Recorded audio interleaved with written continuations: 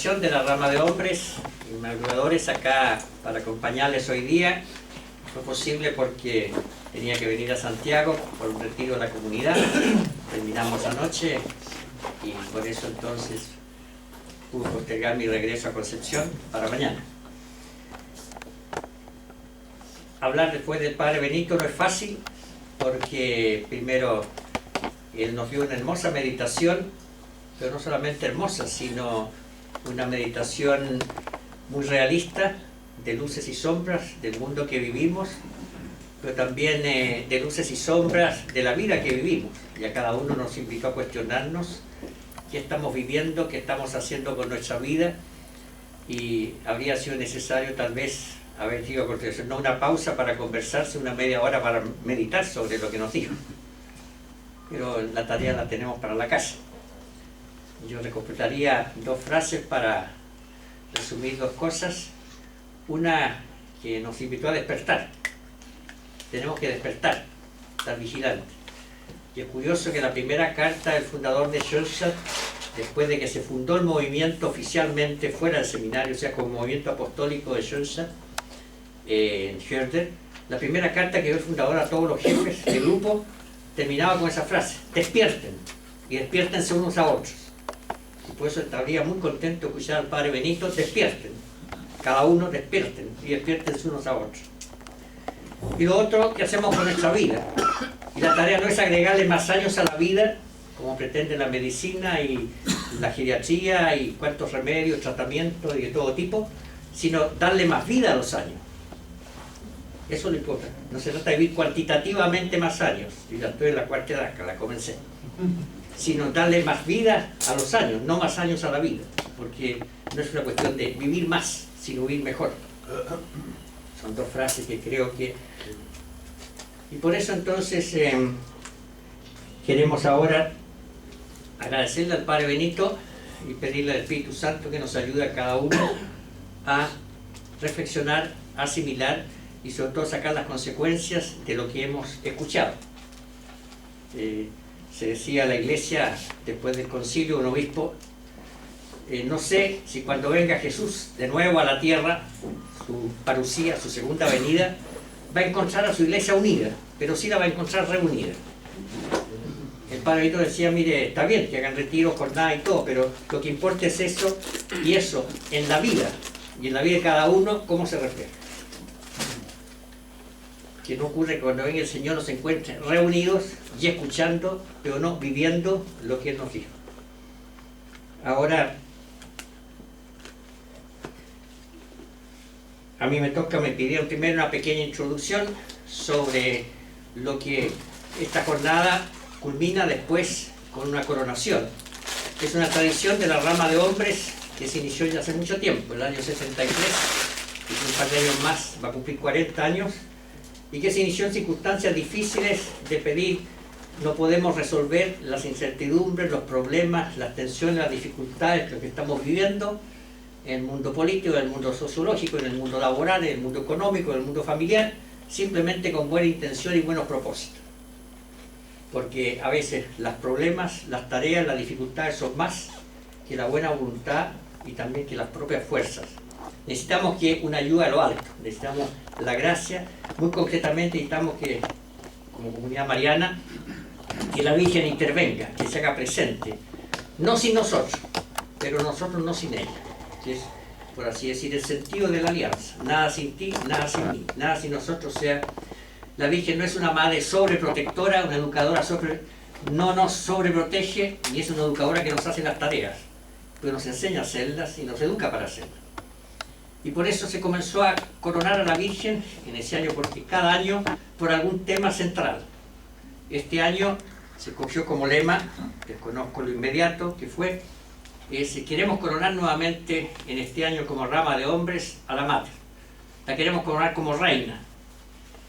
Y reina en nuestra fe. Es lo que está acá.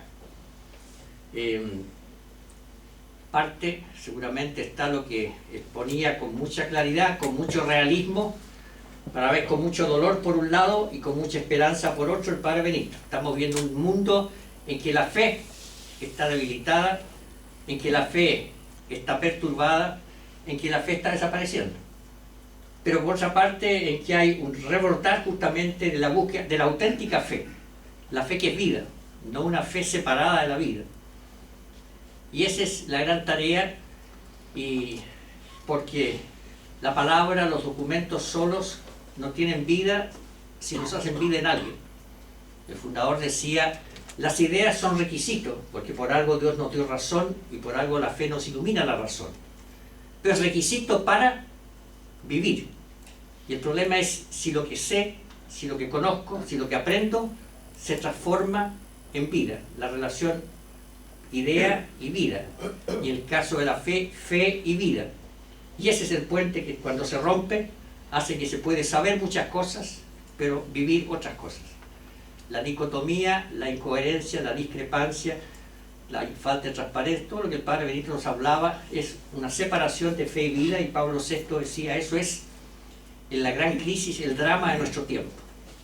El fundador también, desde muy temprano ya, Pablo VI habla en la década del 60, después del concilio, el fundador ya en la década del 30, o sea, 30 años antes, ya había hablado de que él constataba un pensamiento que tendía a separar, no unir, sino separar idea y vida. Lo que yo pienso, lo que yo creo, el mundo de las ideas está aquí, la cabeza, y el mundo de la vida está acá, el corazón, la vida está acá y la cabeza. Y entonces, no por mucho saber, no por mucho aprender, no por mucho estudiar, por eso se vive mejor, se vive más o con más profundidad. Y por eso cuando había en su patria de origen alemán un cuestionamiento, ¿cuál es la piedad de élite? Los que saben mucho de Biblia, de liturgia, de teología, y la piedad del pueblo. Esa es la piedad de segunda clase, la piedad de la masa, la devocional.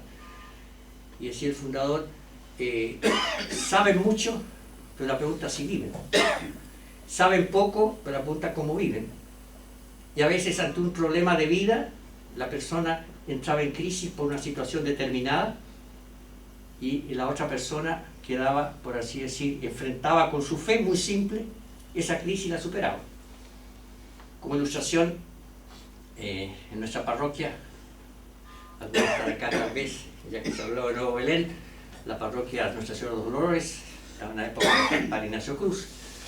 El párroco tocó un caso en que en la época estaba en el momento ya militar, y que entre un momento había una persona de la parroquia que era muy activo y que muy comprometido y con muy buena formación bíblica, daba cursos de Biblia y catequesis, y por una situación determinada le atropellaron a un hijo. No sé si el hijo falleció o no, eso en este momento no quisiera asegurarlo. Lo atropellaron y para él fue una crisis de fe. Yo que hago tanto por Dios, tanto por la iglesia, y todo mi tiempo lo dedico a eso, ¿cómo Dios permite que a mi hijo lo atropelle? No sé las consecuencias porque tú. Y por eso entonces se produjo una crisis, tomó distancia de la iglesia, no sé después qué pasó, si volvió o no volvió, pero entró en crisis. A pesar de toda su formación catequética, bíblica, que sería una persona que sabía mucho.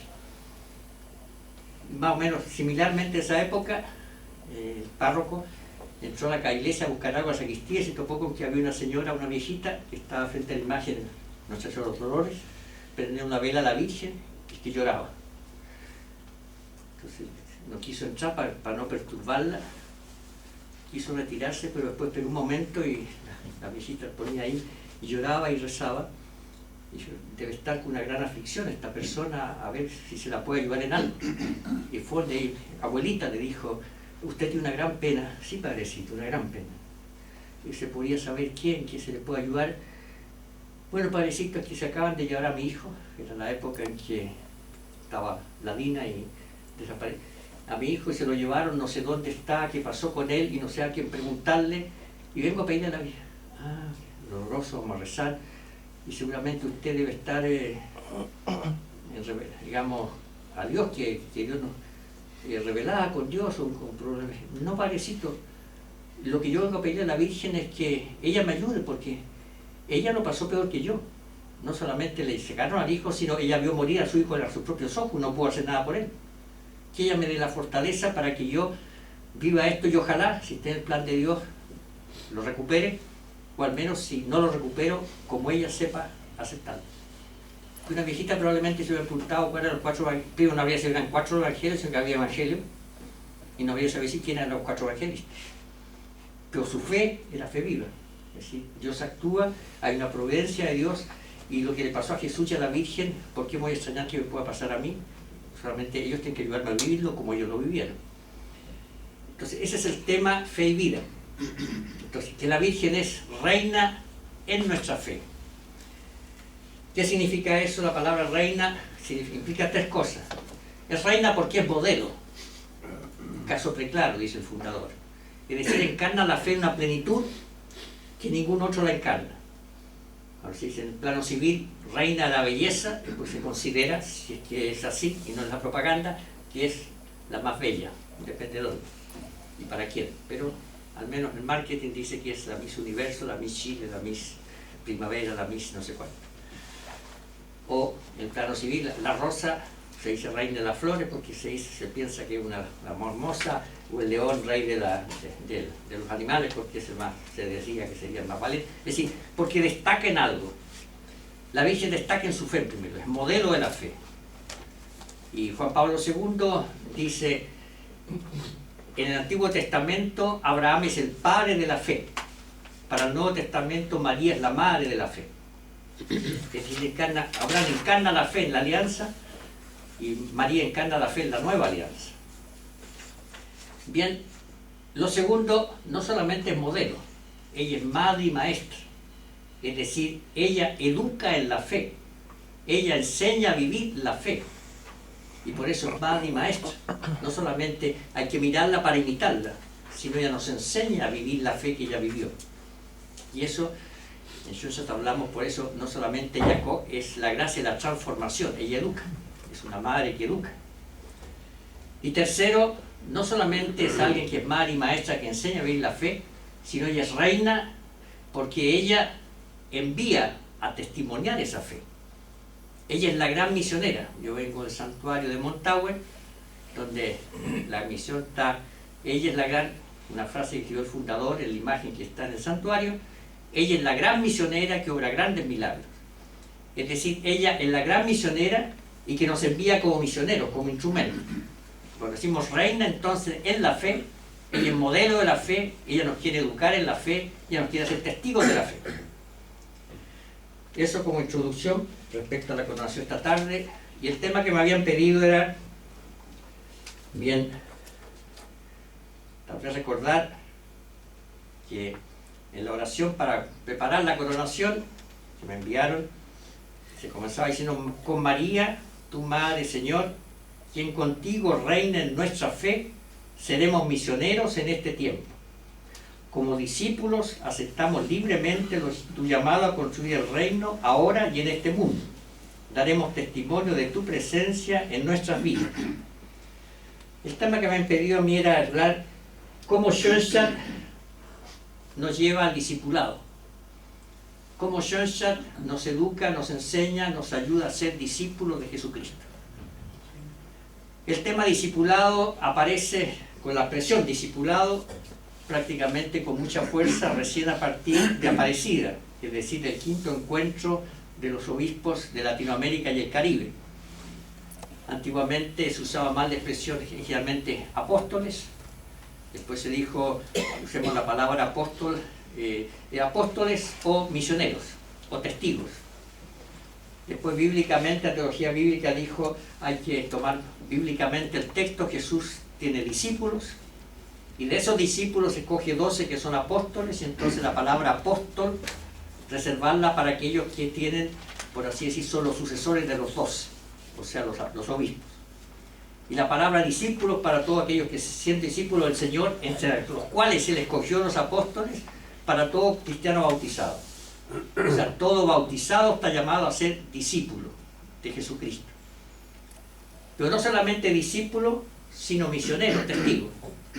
Pero ambas son dos caras de una sola medalla. Al principio se decía discípulo y misionero de Jesucristo, después ahora se sacó el y es discípulo misionero, es decir, el discipulado tiene que desembocar en la misión, y la misión presupone el discipulado. El discípulo que no es misionero, en el fondo, no está siendo testigo de aquel que quiere seguir. Y aquel que es testigo y no sigue, aquel de quien es testigo, está simplemente anunciando algo que lo cual él no vive, y por eso no es fecundo. Uno es el pasivismo de la fe y otro es el activismo de la fe. Y no se trata ni de ser ni pasivistas de la fe, yo vivo mi fe, pero para mí, ni activista de la fe, yo deseo que los otros vivan la fe, pero yo no la vivo. No, yo tengo que vivir la fe para testimoniarla. La vida se enciende en la vida. Y por eso, agradecerle al Padre Benito, que no solamente saben que palabra nos dio un hermoso testimonio, sino es el testimonio de su vida, los que conocemos su vida cuando comenzó.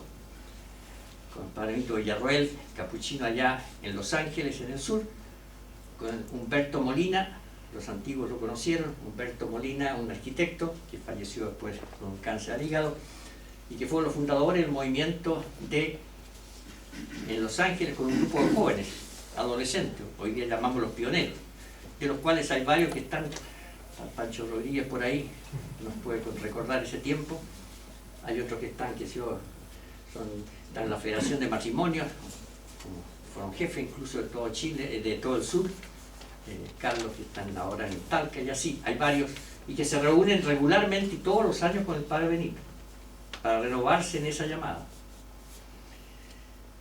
Bien, ese es el discipulado, y por eso la palabra discípulo y discipulado empezó a tener en los últimos años, por así decirlo, a usarse. Antiguamente se hablaba de apóstoles, hay que ser apóstol, hay que ser testigo, hay que ser misionero. Hoy día se dice hay que ser discípulo misionero. Pero discípulo misionero de Jesucristo. Y inicialmente el lema de Aparecida que se propuso era discípulo misionero de Jesucristo para que nuestros pueblos tengan vida. Y cuando el Papa recién escogido, el Papa anterior había dado el vamos a esta conferencia, y el nuevo, el actual Papa XXVI, lo ratificó, pero hizo un agregado. Dijo, para discípulo misionero de Jesucristo, para que nuestros pueblos tengan vida, sí, pero agregó dos palabras. Discípulo misionero de Jesucristo, para que en Él nuestros pueblos tengan vida. Nosotros podemos darle vida al pueblo, vida a las personas, vida a los demás, siempre no es nuestra vida, es en Él, en la vida de Jesucristo, el que pueden tener vida. Él es la vida, nosotros no somos la vida, pero sí podemos transmitir la vida que recibimos, y por eso si no la recibimos no la podemos transmitir. Y por eso el discipulado, el discípulo es el requisito para poder después ser testigo misionero.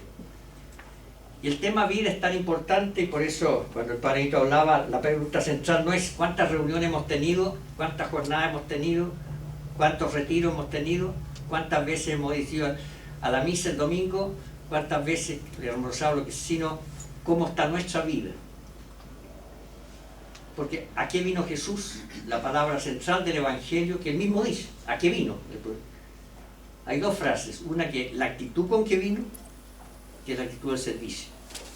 Yo no he venido a servir, a ser servido, sino a servir. Y servir incluso hasta el extremo, a dar la vida por aquellos que sirven.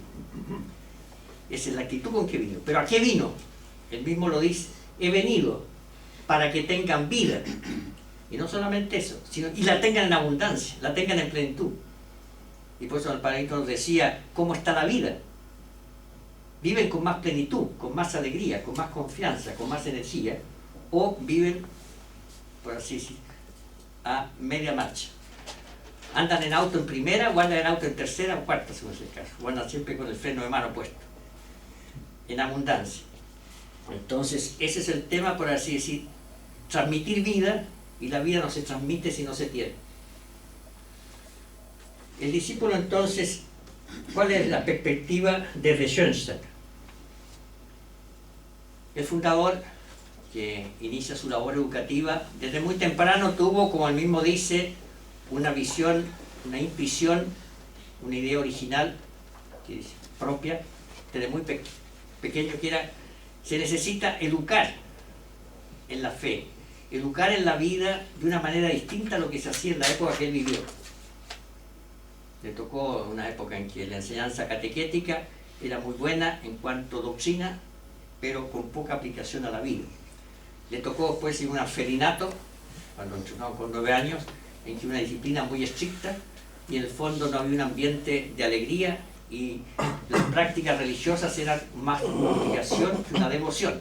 Hay que ir a misa, hay que rezar, hay que. Entonces, o sea, se educaba a cumplir prácticas religiosas, pero no a vivir a partir de la fe, la expresión religiosa. Y decía, ¿por qué tiene que ser así? No puede ser de otra manera. La fe sin amor es muerta. La fe es el requisito para amar. Yo no puedo amar lo que no conozco, pero no basta que yo conozca si no amo. Y por eso, digamos, el tema central es para él cómo se educa una fe, cómo se educa a que lo que se conoce se viva, y se viva no por obligación sino por motivación, y por eso que se mueva la libertad y no la obligación. Y de ahí nació para él muy claro un tipo de hombre nuevo, un tipo de cristiano nuevo, que motivado por la fe que conoce y motivado por el amor que lo lleva a amar, esté dispuesto a tratar de vivir aquello que conoce y que ama. Por eso citaba siempre esa frase de San Agustín, que el Papa muchas veces vuelve a citar. El actual pontífice se considera un discípulo de San Agustín, hizo su tesis doctoral sobre San Agustín. Ama ya lo que quieras, pero no como se ama por un lado, ya lo que quiera por otro, sino ama ya lo que quieras, a lo cual ese amor, si es auténtico, te va a llevar. Pues si yo amo a alguien, quiero la felicidad de ese. Si yo me amo a mí mismo, quiero mi felicidad. Si yo amo a otro, quiero la felicidad del otro. Si yo amo a Jesús, quiero realizar lo que Jesús quiere. Entonces, ¿cuál es mi amor? ¿A quién amo? Y por eso, esta frase a veces el fundador citaba, cuando decimos ¿cuál es la historia? ¿Cuál es nuestra historia? Se decía, que es el hombre es su historia, pero su historia básicamente no cronológica. Nací en tal parte, como trabajé aquí y allá, el currículum, que hoy día se nos pide para cualquier cosa, ¿cuál es su currículum, señor? Sino lo que yo soy es la historia de mi amor. La historia de mi amor y mi desamor es la historia de mi vida, me tratar quién soy yo. Lo otro simplemente son los hechos, donde yo he vivido mi amor o mi desamor, donde he vivido mi entrega o mi egoísmo, donde he vivido mi veracidad o mi mentira, donde he vivido mi justicia o mi injusticia. Pero lo importante, la persona es eso. Y por eso el fundador va a hablar, se trata, por así decir, de cómo crecemos hacia ese don, que es el amor, y el amor personal a alguien. Y por eso va a hablar después de una alianza de amor. Habla primero de un pacto de amor, de una consagración de amor, y cuando se le objetó la palabra, entonces la palabra alianza, que es, llegó a esa palabra, después que la palabra bíblica, que muestra que es Dios el que quiere hacer alianza con el hombre y nos invita a responder. El tema, hagamos, discípulos misioneros de Jesucristo. Aparecida tiene hermosos textos al respecto. ¿Qué significa ser discípulo? Incluso comienza la frase bíblica, cuando los dos primeros discípulos bíblicamente son Andrés y Santiago, que son, acabamos de celebrar hace poco al apóstol Santiago. No, perdón, Juan y Santiago en el Evangelio de Juan. Juan y Santiago son los dos primeros que eran discípulos de Juan Bautista, el precursor. Y cuando pasa Jesús, Juan Bautista dice, ese es el Cordero de Dios. Y ellos que eran discípulos de Juan Bautista, y que Juan Bautista le había dicho, viene el Mesías, yo soy solamente el precursor, viene aquel al cual yo no soy digno de atarle la correa de las sandalias. A ese es el que yo anuncio. Y cuando eso, como discípulo de Juan Bautista, su maestro les dice, ese es el que yo anuncio, ese es el Cordero de Dios, van detrás de Jesús. Y la narración es muy hermosa porque Jesús camina y de repente ve que lo siguen y se da vuelta y le dice, ¿qué quieren? ¿A quién buscan? O sea, él los interpela. Y los otros que le responden le dicen, maestro, lo llaman de maestro. ¿Por qué? Porque Juan Bautista le dice, ¿dónde vives? ¿Dónde moras? Es decir, no quieren saber una palabra, una pregunta, mira, ¿cómo se compra esto? ¿Cómo se vive esto? ¿Qué es la definición de aquello? No, quieren entrar en contacto con él. Y por eso, ¿dónde moras? ¿Dónde vives? Queremos estar contigo. Y Jesús les responde, vengan y vean. Y van con Jesús ese día. Están todo el día, incluso impresionante que Juan, evangelista, que escribe esto casi los 90 años a fines del siglo I, se recuerde exactamente el día y la hora, a tal hora. No da la fecha del año, pero la hora. O sea, tiene que haber sido una impresión, una vivencia tan profunda que ya le quedó marcado. A esa hora nos encontramos con Jesús. Me encontré con Jesús y eso me cambió la vida. O sea, el discípulo es el primero que se encuentra, el que se encuentra con Jesús. No es el que lee el Evangelio, no es el que asiste a misa, no es sino el que se encuentra. Es decir, es un encuentro personal. Por eso el Santo Padre actual, en su primera encíclica, el cardenal Ratzinger, anteriormente prefecto de la Congregación de la Doctrina y la Fe, y la publicidad y la prensa, como acostumbra, lo había presentado, por así decir. Acá viene ahora alguien que es un nuevo inquisidor, alguien que solamente está preocupado de qué es herejía o qué no es herejía, de qué hay que prohibir o qué no hay que prohibir. Y por eso todo estaba, de qué iba a hablar en su primera encíclica, de qué problema, del aborto, de la clonación, del matrimonio de los sacerdotes, de la ordenación de las mujeres, de qué tema de la píldora de después, qué tema va a tratar para decir que está condenado o no está condenado. Y la gran sorpresa fue que su título fue Dios es amor, la definición que da Juan de Dios. ¿Quién es Dios? Dios es amor. Y comienza diciendo quién es cristiano. Y es el profesor de teología y ha escrito una introducción al cristianismo en 10 tomos que ha sido, hasta hoy es un manual fundamental para la introducción a la teología católica. Si nos preguntaba a nosotros con el fe y catecismo, el medio de la familia, bueno, cristiano es el que se bautizó. Ahora, cómo vive su cristianismo es otra cosa. Pero el Papa justamente apunta a eso. No quien está llamado a ser cristiano o lo es germinalmente, sino que quien está viviendo su cristianismo. Y dice, cristiano no se llega a ser cristiano por aceptar una doctrina, aunque yo la conozco del Evangelio, por seguir una moral, aunque yo la siga, la moral del Evangelio, por hacer un rito, aunque yo vaya a misa el domingo, sino cristiano se llega a ser por un acontecimiento, y ese acontecimiento es un encuentro, y ese encuentro no es con algo, sino es con alguien, y ese alguien es una persona y tiene nombre, se llama Jesucristo. El que se encuentra con Jesucristo es cristiano, y pues en el fondo discípulo es el que se encontró con Jesucristo. ¿Cuándo, cómo y dónde?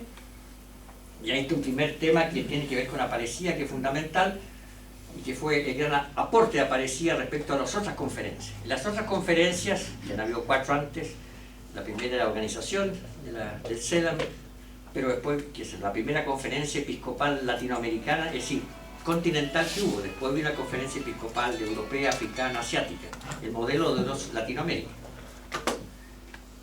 El tema central era cuál es el desafío que tiene la Iglesia para llevar el Evangelio al continente. Entonces en Puebla, en Medellín era el tema justicia y paz. En Puebla vino el Papa Juan Pablo II y dijo, bien, tenemos que llevar cuál es la imagen de Dios, de la Iglesia y del hombre. Después de Santo Domingo, Jesucristo, el Evangelio del Padre, y por eso la evangelización de la cultura, no solamente el catecismo, la cultura tiene que ser evangelizada. ¿Y qué viene ahora? ¿Cuál es el desafío hoy? Y la novedad fue que hoy tomaron conciencia, siempre nos hemos preguntado, la Iglesia, ¿a quién tiene que evangelizar? ¿Qué tiene que hacer? ¿Cuál es el desafío frente a los que no están en la Iglesia? Fue decir, bueno, pero esta Iglesia, que tiene que ser sujeto de evangelización, ¿está evangelizada? Somos testigos, somos misioneros, somos discípulos evangelizados que podemos llevar el Evangelio a otros, o tenemos que nosotros primero evangelizar. Y el acento fue decir, no, primero nosotros. Todo bautizado tiene que hacerse discípulo misionero, y una iglesia que es discípula y misionera va a poder después dar testimonio de Jesús. Pero esta iglesia no está, y por eso en Latinoamérica tenemos un 70% de bautizados, y si se agregan hermanos evangélicos que tienen también algunas, hay 10 confesiones evangélicas cuyo bautizo está reconocido, porque bautiza en nombre de la Trinidad, sube a 85% de bautizados, pero que no están evangelizados. No llega al 20% de los bautizados evangelizados, que es el carisma del movimiento neocatecumenal. Los primeros cristianos, antes de bautizarse, se bautizaban como adultos o como jóvenes, y tenían un proceso de catecumenado de 1 año, 2 años o hasta 3 años, en que iban conociendo la escritura, para prepararse al bautismo y darle un sí libre al bautismo. Y por eso los bautizados estaban previamente evangelizados. Con el bautismo de los niños, que comenzó también muy temprano, esa tarea previa quedó postergada, se hacía después. ¿Y quién la hacía? La familia. La familia, los primeros evangelizadores de sus hijos. Por eso, antes de bautizar a un niño, le preguntan a los papás: ¿ustedes se comprometen a este niño que lo vamos a bautizar, a educarlo en la fe? Si no se comprometen, lo vamos a bautizar. Por eso están los padrinos, que no es un tema sociológico, sino que es aquellos que van a ayudar como testigos de la iglesia a esa tarea, los papás, a educar al hijo en la fe. En la medida que la familia no lo hace, después el colegio o la escuela debería hacerlo, educar, la catequesis. ¿En cuántos colegios, en cuántas escuelas hoy día se educa religiosamente? Y más tarde, en la enseñanza superior, en la universidad, en las escuelas y en los colegios no alcanza a ser el 20% de la juventud que pasa por ella, que recibe formación religiosa. Entonces, hay que extrañarnos, el 80% no recibe formación religiosa. Y cuando no la recibe la familia, no la recibe en la escuela, no la recibe después en el liceo o el colegio, esa fe germinal no está. Entonces no podemos, y por eso, ¿cómo evangelizar la nueva? Y ese es el tema con que, y por eso se llamó una misión continental, que no solamente una misión por 1 semana, por 1 mes o por varios meses, sino poner a la iglesia en estado de misión, comenzando con los propios sujetos. Los obispos, los sacerdotes, los religiosos, los catequistas, ellos tienen que evangelizarse, renovarse primero para después poder llevar a los demás. En ese contexto, en Aparecida se habló, la meta es ser discípulo misionero, y se dijo: bien, pero esto es un proceso de caminar en la fe, de crecer en la fe, de que la fe plasme la vida. Y eso no se hace un día para otro, es un proceso y por eso se necesita un itinerario de fe.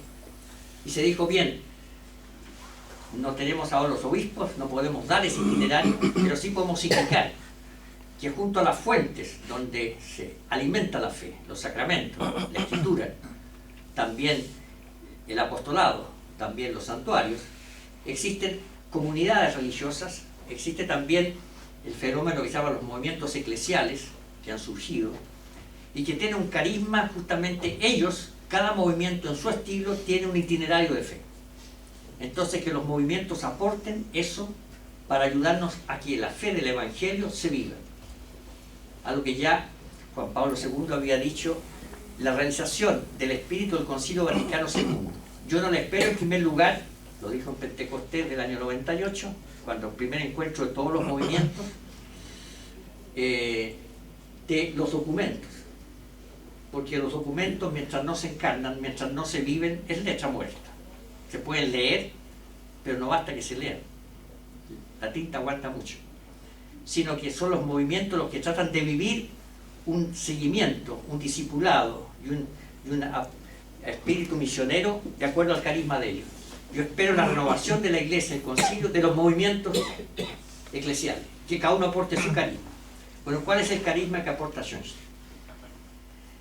El fundador venía de un país donde había una excelente formación catequética, en las escuelas, en los colegios, y que la formación bíblica, litúrgica, era de primera calidad. Incluso de ahí es uno de los países donde nació el movimiento bíblico litúrgico, que después llegó a su apogeo y reconocimiento en el concilio. Con las inmadureces del comienzo, por supuesto, como todo movimiento, pero que después llegó a ser la riqueza de la apertura bíblica y litúrgica. Alemania fue uno de los primeros principales centros que hubo. Pero él constataba ahí ya de que el peligro estaba en que la formación de la fe como conocimiento, que es necesario, es requisito indispensable. Si yo no conozco el Evangelio, no conozco a Jesús, y si no conozco a Jesús, no lo puedo seguir. Ignorar la Escritura es ignorar a Cristo, decía San Jerónimo. Pero conocer la Escritura no es suficiente. Que ese conocimiento tiene que transformarse en amor. Y esa era su preocupación: cómo hacemos que la fe, la idea, el conocimiento, el saber se una con la vida. Y por eso decía, en Schoenstatt somos un movimiento de ideas. porque sin ideas por algo Dios nos dio la razón y la fe. Si no conozco no puedo amar, pero no somos solamente ni en primer lugar un movimiento de ideas, somos un movimiento de ideas, pero de vida, es decir, ideas que se viven. No queremos traer nuevas teorías, sino lo que la fe de la Iglesia anuncia, encarnarlo, vivirlo, llevarlo a la práctica. Y eso no es posible simplemente con buena voluntad, con buenos propósitos, sino se necesita una corriente de gracias. Y por eso se ha hecho un movimiento de ideas que quiere llevarlo a la vida, y eso no es posible, esta corriente de gracias. O sea, un movimiento de ideas, de vida y de gracias como una unidad, no uno o lo otro, sino lo uno y lo otro. Y en este paso de la idea a la vida y la corriente de gracias es que llegó, por eso en un comienzo, cuando comenzó como educador, primero la idea la tenía muy clara, el hombre nuevo, y su primer programa educador fue ya con estudiantes, adolescentes, pioneros diríamos hoy día, el movimiento de Schoenstatt, seminarista estaba en la enseñanza básica, y, es decir, los últimos años, y la enseñanza media diríamos, o sea, entre 14 y 18 años. Su primer programa fue, queremos aprender a educarnos mutuamente, ustedes y yo y ustedes. No los voy a ayudar yo a ustedes, sino vamos a educar mutuamente. ¿A qué? A ser personalidades. Todo hombre, todo ser humano es persona, metafísicamente y filosóficamente, pero tiene que desarrollar el ser persona.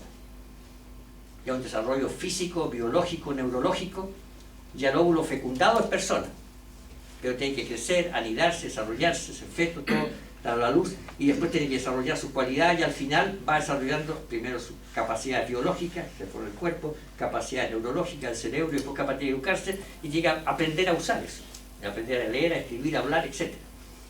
Pero tiene que, por eso, la persona tiene que llegar a desarrollar lo que hablamos personalidad, su originalidad. Entonces, educarnos a persona, ¿con qué características? Y nombró 3 en esa época. Personalidades libres, lo primero. Lo propio del hombre es la libertad, la capacidad de escoger. La libertad es el don más grande que le ha dado el dar natural al hombre, que le permite usar de su libertad para bien o para mal, usar o abusar de su libertad. Dios podría haber hecho al hombre, por así decir, determinado, que siempre tiene que querer lo bueno, y se arriesgó y corrió el riesgo de decir no. Yo quiero que el hombre, porque quiero que sea imagen mía, que es amor, el amor tiene que ser una libre decisión.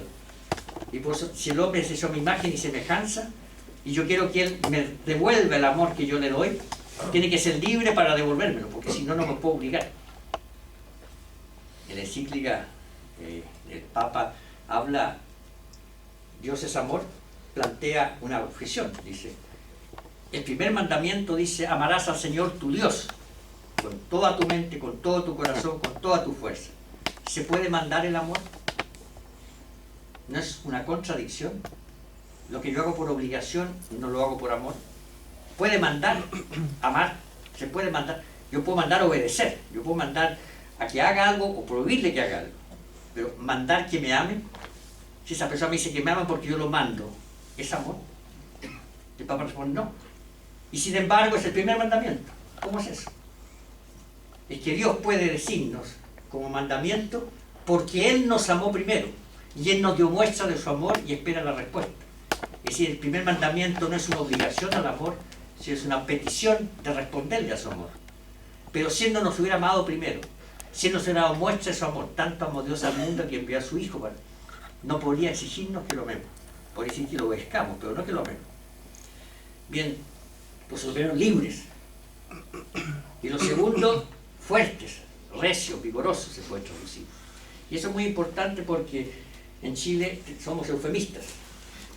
Cuando hay conflicto, personas y este conflicto matrimonial, este conflicto de la persona, en un grupo, en una empresa, una empresa, lo que sea, con la iglesia, y que una persona muy fuerte, padre. Yo, qué bueno. Porque si fuera muy débil, nosotros queremos personalidad fuerte. Ah, bueno, es que denle nombre. La persona fuerte, recia, es la que tiene una convicción. Sabe lo que quiere, sabe lo que piensa, sabe lo que busca. Y es capaz de expresarlo. Decir, yo quiero esto, yo busco esto, yo espero esto, yo me comprometo con esto. Pero a la vez también es capaz de respetar que otros quieran, busquen o quieran otra cosa. Y precisamente la persona fuerte, recia, es capaz de mantener su convicción, de expresarla, no callársela por temor, pero respetar que el otro tenga otra convicción. En cambio nosotros decimos fuerte, ya, es distinto la persona que es impositiva. Yo le impongo a los demás lo que deben pensar, lo que deben querer, tengo que pensar lo que yo quiero, lo que yo hago. O tosuda, no entra en razones, nunca se le puede discutir nada porque nunca acepta crítica. O es una persona que se cree tener el monopolio de la verdad, él tiene toda la verdad. Pero eso no es ser fuerte, finalmente es la debilidad. La persona que es débil es la que precisamente porque es débil no acepta que haya otras posiciones. Fuerte es la persona que tiene convicciones, pero sabe que no son las únicas y que el mismo derecho tienen otros. Y por eso la fortaleza, es decir, quiera contra el hombre más. Y a los jóvenes el padre, con el adolescente, les habló qué significa la libertad, que hace que la personalidad tenga sus convicciones, sus decisiones, sus opciones, y qué significa la persona que no se atreve a tener convicciones, opciones, decisiones, sino que se guía por lo que la mayoría quiere. Y eso ya lo llamó en esa época, en 1912, o sea, vamos a hacer 100 años el próximo año, el proyecto pedagógico de él, lo llamó el hombre masa. Y la definición muy simple que se la sabían de memoria los estudiantes, que era, ¿quién es el hombre masa? Hombre masa es el que hace lo que hacen los demás, porque lo hacen los demás.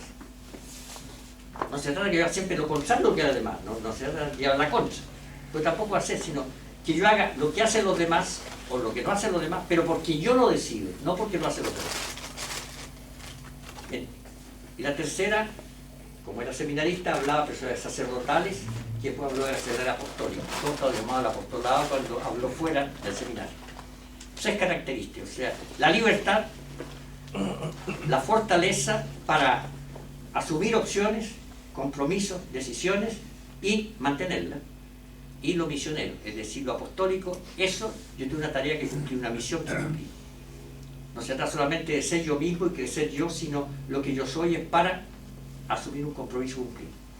Pero, y muy claro lo tenía en un comienzo, no basta la buena voluntad y el anhelo de ser personalidad, necesitamos la ayuda de Dios, específicamente la Virgen. ¿Por qué la Virgen en este momento, no me quiero extender porque sería largo, viene de su propia experiencia biográfica? La primera experiencia fue, él tuvo esa experiencia que la Virgen le ayudó a él a enfrentar sus crisis, a enfrentar sus problemas, y que no fueron pocos. Y a vivir los problemas, como él mismo dice, yo viví los problemas del hombre moderno, y la solución también. Y la solución llevaba para mí un título que fue María, y por eso, digamos, eso que yo viví, después confrontándolo con la tradición de la Iglesia, con la historia de la Iglesia, con la Biblia, con el dogma, me di cuenta que no solamente una cosa personal, sino que era la experiencia de lo que la Iglesia ha hecho a través de los siglos. Y por eso entonces, bajo la protección de María, queremos aprender a educarnos, a ser personas libres, recias, sacerdotales, apostólicas. Y el paso después va a ser, no basta bajo la protección, tenemos que entrar en relación personal con María. Y por eso, en alianza de amor con María, mantenemos este programa. El programa pedagógico del Padre, el itinerario de fe del Padre ya estaba dado, y la alianza vino a agregarle la alianza de amor vinculada a un santuario como lugar de gracia. Y en ese lugar de gracia no solamente gracia de acogimiento, que la Virgen nos acoja como cada madre acoge a sus hijos. Una verdadera madre nunca deja de amar a un hijo, si verdaderamente tiene el instinto de madre. Y Dios nos ama mucho más que una madre. Aunque la madre olvidara a su hijo, yo no lo olvidaré, dice el Antiguo Testamento.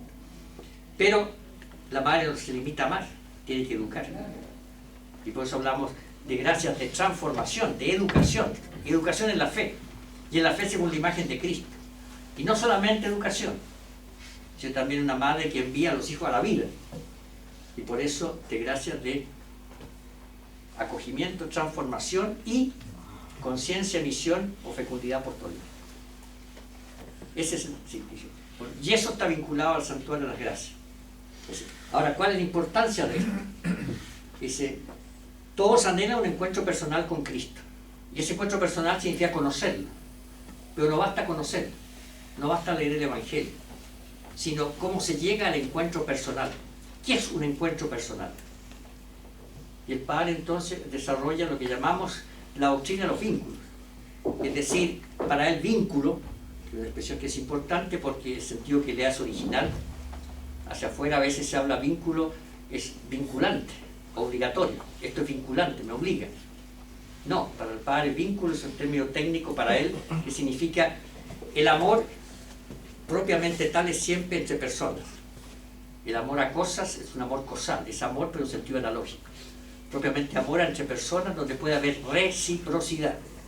Donde no hay reciprocidad, yo puedo amar un paisaje, puedo amar una fruta, puedo amar un programa, puedo amar una música, puedo amar, pero no tengo reciprocidad.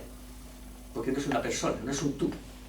Y por eso es un amor en que yo amo como posesión. Yo amo eso porque lo quiero para mí, verlo, escucharlo, tenerlo, comerlo, beberlo, tenerlo, poseerlo, pero es posesión, no es.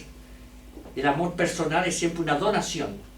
Y cuando esa donación es recíproca, es que se produce alianza. El matrimonio quiere ser un amor, si es auténtico, es donación. Yo me entrego al tú y espero reciprocidad al tú. Cuando eso no existe, yo quiero al tú porque quiero que él me haga feliz y viceversa, al primer problema de cambio se produce una fractura, una ruptura. Si él no me hace feliz y yo me casé para que él me hiciera feliz o ella me hiciera feliz, entonces cada uno busca otra pareja que lo haga feliz. O sea, el amor es, no, yo quiero hacer que el otro sea feliz y espero reciprocidad del otro, que el otro también quiera lo mismo. Y ahí recién comienza el amor personal. Y puedes decir, ¿qué es vínculo? Vínculo es una relación personal que no solamente está en la cabeza, en el conocimiento, yo lo conozco, sé el nombre, sé la dirección, tengo el teléfono, el celular, incluso Facebook, tengo 1000 amigos, pero es una relación que pasa por el corazón, que compromete el corazón. Es decir, ese es un vínculo. La pregunta, digamos, ¿cuántas personas, a cuántas personas estamos vinculadas? Es decir, esa persona no solo la conozco exteriormente, su nombre, hasta su ruta, a lo mejor su teléfono, sino con esa persona me siento comprometida y la llevo en mi corazón y viceversa. Sé que esa persona me lleva a mí en su corazón. Ahí es el vínculo. Eso es. Y se trata, y el amor es una abstracción. El amor es relación. Existen arquetipos. Es un amor paternal, maternal, filial, esponsalicio, fraternal, de amistad. El vínculo entre dos personas siempre tiene una de estas categorías. Y por eso puede haber vínculos de padres a hijos, de esposos, de amigos, de hermanos. Pero si pasa por el corazón es un vínculo, es decir, me compromete. Y por eso, digamos, el discípulo de Jesús es el que se compromete con Jesús. No solamente lo conoce, lo mira y sabe quién es, no solamente lee el Evangelio y puede decir lo que es el Señor, sino la relación con Él ha pasado por mi corazón. Yo lo llevo a Él en mi corazón y Él me lleva en su corazón. En el caso de Jesús tenemos la certeza que Él nos lleva en su corazón porque abrió su corazón precisamente para enseñarnos a ser hijos. El corazón de Jesús está siempre abierto y nos lleva a todos sin tiempo. El problema es si yo tengo abierto mi corazón hacia Él. Y esa relación es lo que lleva al encuentro personal. Y cuando hay un encuentro personal, cuando yo he aprendido a conocer y amar a Jesús, es que me siento comprometido y me siento llamado a seguirlo, me siento llamado a conocerlo y también a realizar, a seguir lo que Él pide, a dar testimonio de Él. El Evangelio del otro día nos hablaba del reino de Dios como el mercader que encuentra una perla. Y busca la perla y la compra, vende todo, pero no lo obligan a venderla, a comprar la perla. Él la está buscando, la encontró, esta es la perla, vale la pena. O el tesoro del campo, yo compro este terreno para ese tesoro. No es que le guste el campo, sino que en ese campo encontró un tesoro y por eso lo compra. Busca el tesoro, busca la perla. Por eso es el Evangelio la buena nueva, la buena noticia. Es Cristo, para mí una buena noticia. El Papa dice, el encuentro con Cristo nos abre un nuevo horizonte, nos abre una nueva perspectiva, le da un nuevo sentido a mi vida. Y por eso me lleva a actuar de una manera distinta, pero no porque me obligan. Y eso es lo que se llama propiamente conversión. El corazón se da vuelta. Se da vuelta hacia aquel con el cual me encuentro y el cual yo me siento acogido y quiero responder. Y esa es la tarea pedagógica. Y es en ese contexto el Padre dice, y toma con esto una tradición que ya viene de la Iglesia, que en la época de él estaba reforzada, la primera encíclica que le tocó a él en 1904, era 50 años después de la definición del dogma de la Inmaculada, de un Papa que hoy día es santo, San Pío X, que asumía una frase de San Luis Grignion de Montfort, uno de los grandes santos marianos que tenía la perfecta devoción a María, y que dice, la Virgen María es el camino más fácil, no el único, pero el más fácil, más corto, más rápido, para llegar ¿a quién? A un vitalis cognitio Christi, a un conocimiento vital de Cristo y a una relación filial con Dios Padre. La Virgen no nos da un conocimiento intelectual. La Virgen no escribió ningún evangelio. Hay un libro que se llama el Evangelio de María, y que es, de alguna manera, digamos, como el Evangelio de Juan y la historia de la Virgen, como nos cuenta. Pero la Virgen no escribió ningún evangelio, pero los vivió. Es la primera discípula misionera de Jesucristo, dice Aparecida, y ese es, por así, ¿por qué importante María? No porque es la madre biológica de Jesús. Si fuera nada más que eso, sería tan importante como la madre de Napoleón, la madre de Einstein. Le vemos que haya dado a Einstein a Napoleón, pero no tiene ningún mérito, porque le dio la vida biológica y nada más. No, es la primera discípula misionera de Jesús. Ella encarnó, ella escuchó, encarnó y vivió plenamente eso que Jesús quiere que vivamos todos. Y es la persona que mejor conoció a Jesús, la persona que más amó a Jesús, la persona que más sirvió a Jesús y que más se entregó por él. Y por eso ella no es solamente un modelo que hay que mirarla, sino es una madre que nos va a educar, nos quiere educar a eso, a que conozcamos a su Hijo, a que amemos a su Hijo, a que nos entreguemos a su Hijo, a que vivamos con su Hijo. Y por eso la auténtica piedad mariana nos lleva, y por eso lo que ya estaba en la tradición de la Iglesia, que lo tomó como lema las congregaciones marianas, y San nace al interior de una congregación mariana, el lema era per Mariam ad Jesum, por María a Jesús. Era la expresión de una tradición de la Iglesia y que muchos santos la han vivido. Y por eso entonces es el punto central para, si queremos vinculación personal a Cristo, llegar a ser discípulos de Cristo, no solamente que sepamos el Evangelio y seamos buenos catequistas o hagamos buena enseñanza bíblica o una buena clase de teología, sino que conozcamos a Jesús, lo amemos y lo sigamos. Que vamos a hacer, como decía nuestro primer santo, San Hurtado, ¿qué haría Cristo en mi lugar? Pero para plantearse eso es porque él llevaba a Cristo en su corazón. El amor de Cristo me urge, decía San Pablo, y yo todo lo puedo en aquel que me urge, en el amor de Cristo. En ese sentido, ese es para él, ese es el aporte que él quería que Schoenstatt diera, es decir, formulado bíblicamente. Él decía, y ya después Juan Pablo II, años después, en su encíclica con el año mariano, Redemptoris Mater, la madre Redentor, también lo comentó así, es el testamento de Jesús en la cruz. Jesús nos dio 3 dones, grandes dones: su cuerpo y su sangre en la última cena, la promesa de su Espíritu que lo envió en Pentecostés, y a su madre.